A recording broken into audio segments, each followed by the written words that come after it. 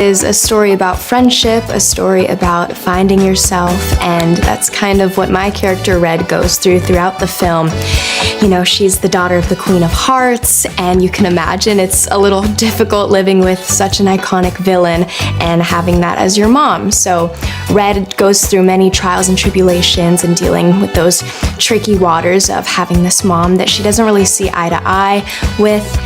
And Queen of Hearts incites a coup on Auradon, which basically leads Red to team up with Chloe Charming and go back in time to undo the traumatic event that basically led Queen of Hearts down her villainous path. Sorry to rouse you out of bed before noon, but while you were sleeping, the Royal Plaza was vandalized. What I love the most personally about the Queen of Hearts is that she actually doesn't forget. She never forgets anything. And she really does have a big soft spot for her daughter, even though if you look at it, it's a bit of tough love. But she really does mean well. Rita was definitely not what I was thinking, because she's coming in to play this iconic villain, you know. There was a piece of me that was like, hopefully she's not like her character. But she's like the complete opposite from her character. She's so sweet and so funny and just easy to talk to. So I think we had like a lot of cool moments on set to bond and kind of get to know each other. Bridget,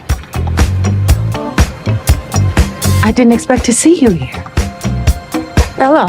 My character Cinderella in Descendants: The Rise of Red is now a queen, is a family woman who has a daughter who is going to Auradon Prep, and she's just trying to be a positive force. She was incredible. I remember the first time I met her, we were coming back from set and she got there midway through filming. She was only going to be there for a couple of weeks, and so I thought, I need to make these weeks count. Big, beautiful dress, and I thought, is that my mom? And so I said that out loud, and she said, my daughter. And so we walked up to each other and she gave me this big hug, and really throughout filming we just literally just held hands and talked, and you can imagine how much advice and stories she must have being in the industry for so long, and how much wisdom she can pass down, and that's what she really did. And she was humming all the time too, which was so much fun. One thing I did learn is how much she loves rapping, which is little insider scoop apparently. But yeah, it was incredible. It was seriously a dream come true.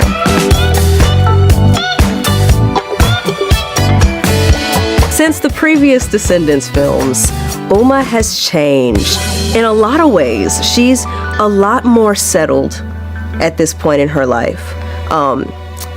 As I've said, her goals are very, very important to her. And in Descendants 2, when we first met her, she hadn't reached her goals yet.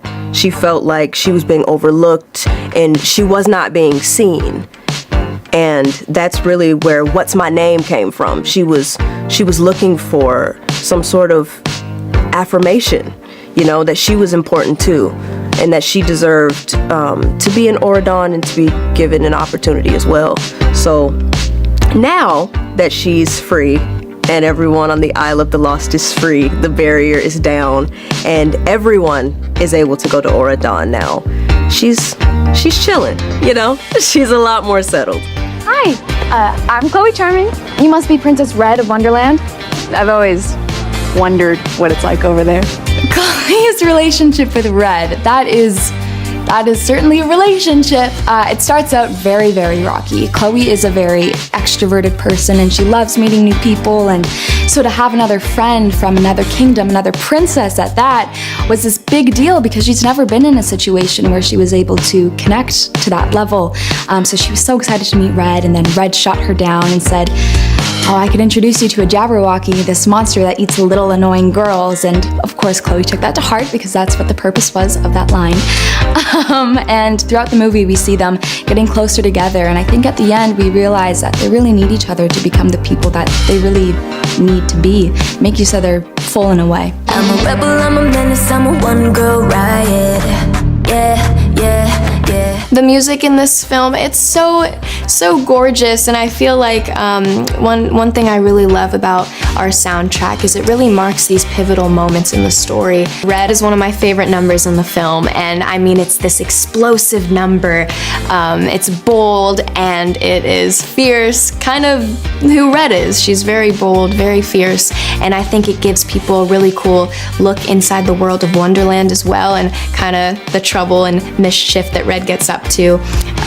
When the lights go down and the villagers go to sleep, she kind of roams around the town and gets to be free and do her thing. And yeah, the song just really shows you who she is at her core, and I think it will give the audience a chance to really get to know her. Joining the Descendants franchise for me is such a huge compliment. You know, it's a huge honor to be a part of all these incredible characters, and of course, these characters are based on such a long history, and that for me is an honor, and seeing how I can play my version of the Queen of Hearts is really fun. Cinderella's relationship with the Queen of Hearts is very complicated. They have a historic past, and you just see them bumping heads. But like I said, Cinderella is very positive, so she tries to keep a positive attitude no matter who's on screen with her. So this is love. So this is love. So This Is Love is a song that Cinderella sings with King Charming. This Is Love is a song about the description of love, how it makes you feel, and it's very dreamy, and it's from the original animated version of Cinderella, and I'm so honored that I get a chance to sing it with Paolo, who plays King Charming. I would say the sound is very dreamy, very enchanting. It's very slow, but it just puts you in a loving mood. Descendants is a franchise that's really never meant to end.